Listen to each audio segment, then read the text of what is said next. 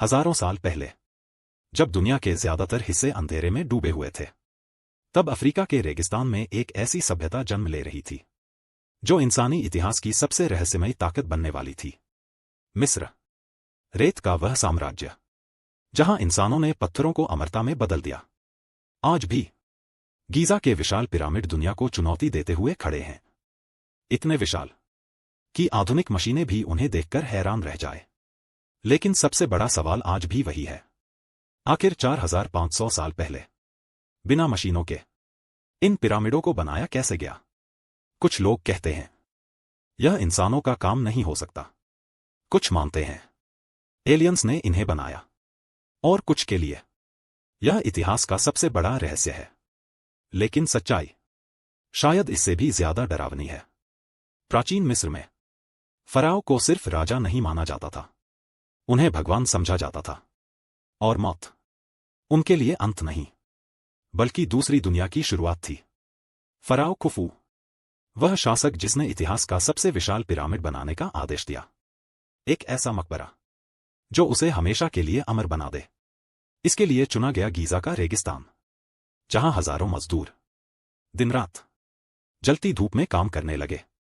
करीब 23 लाख पत्थर, जिनमें से हर एक का वजन कई टन था, उन्हें दूर दूर की खदानों से लाया गया, बिना क्रेन, बिना इंजन, सिर्फ इंसानी ताकत, रस्सियां और लकड़ी के स्लेज। इतिहासकार मानते हैं कि मजदूर पत्थरों को खींचने से पहले रेत पर पानी डालते थे ताकि घर्षण कम हो सके।